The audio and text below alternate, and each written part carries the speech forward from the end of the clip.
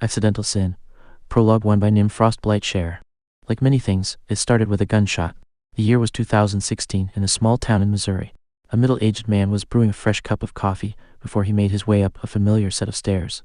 The man walked through the hall at the top and began knocking on a door to his left. "Hey Theo, get up," the man shouted. A younger man's eyes opened as he turned to his side.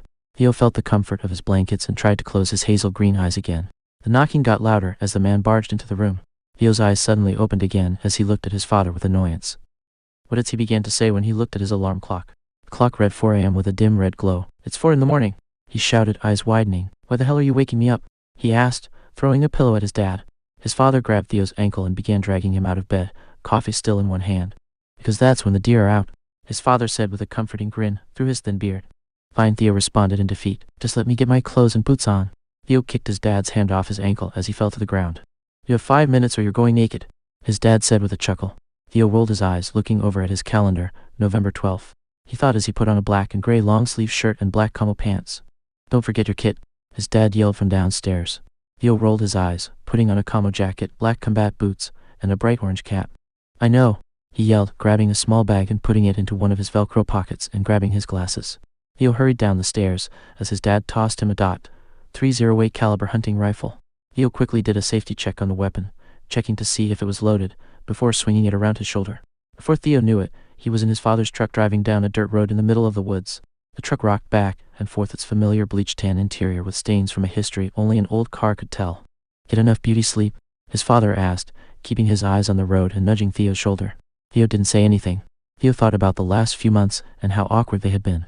A lack of sleep and hunger has been a state of normalcy these days. "I know you are going through a rough patch, but you need to cheer up," his father said, grinning behind the wheel. "What's the point?" Theo responded coldly. His father's grin faded slightly. "You could at least tell me about what happened," he pried. "They rejected me for my eyesight," Theo responded under his breath. "What?" his father asked.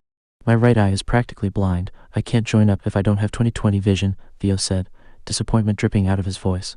"Then just use your left," his dad responded with another grin. "That's not how it works, Dad," Theo shot back.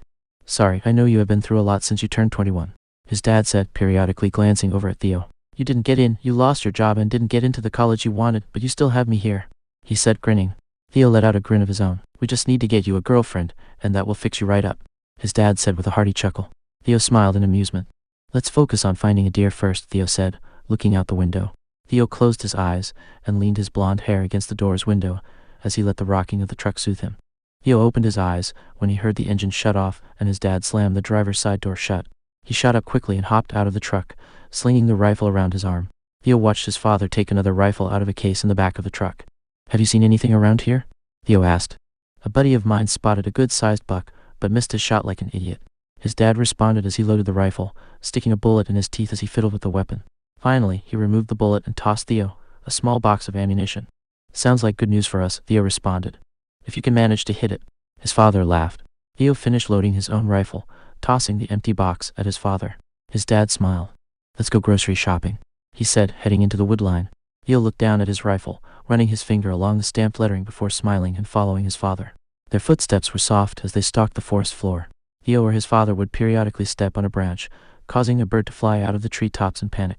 Each time, they would stop moving for a moment and then continue forward.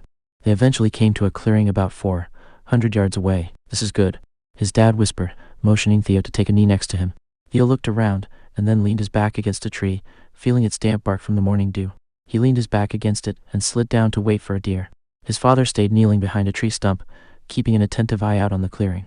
Theo eventually got comfortable as the birds began chirping again. A few hours passed when Theo heard his father whisper at him, "Hey Goober, get up."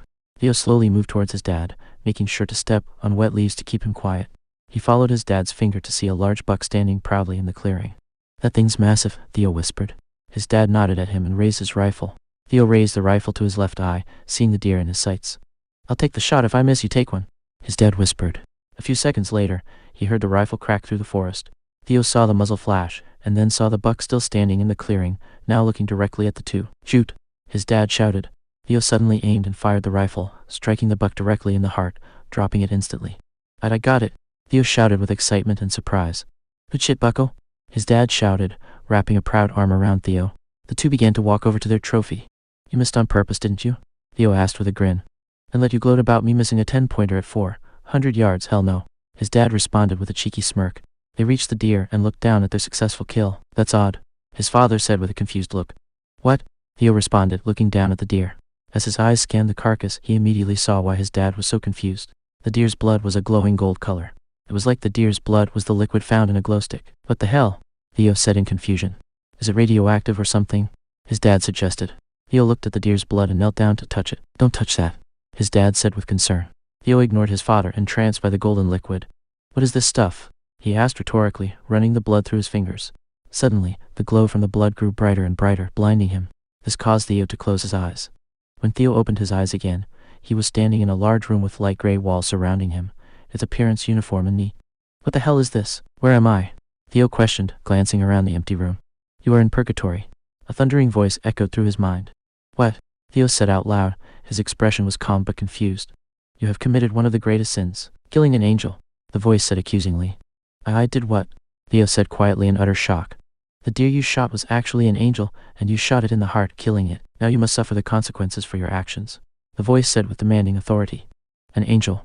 Theo whispered, still as confused as the moment he saw that golden blood. What does killing a deer have to do with an angel? The deer you killed was an angel sent to help the forest grow, and you shot it like a fool, the voice said, the mood shifting to one more satirical. Is this some kind of messed up prank? Theo said, his eyes glancing around the empty room. No, it's not, the voice said from behind him.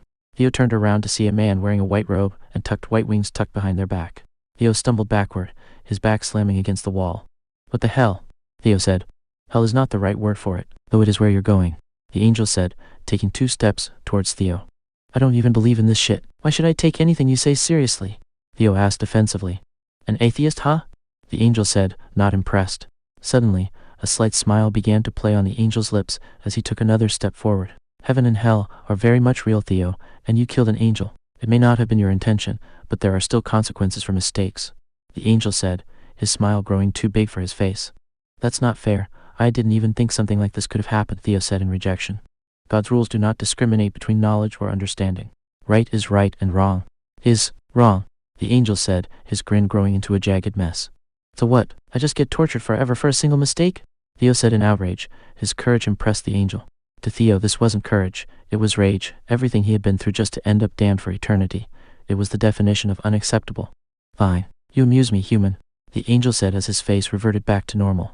Theo's face changed from rage to confusion again. What? I'll offer you something that no human has been offered since ancient times, the angel said as his hand began to glow. You have one chance in hell to get out. You're still sending me to hell? Theo asked, his voice weak.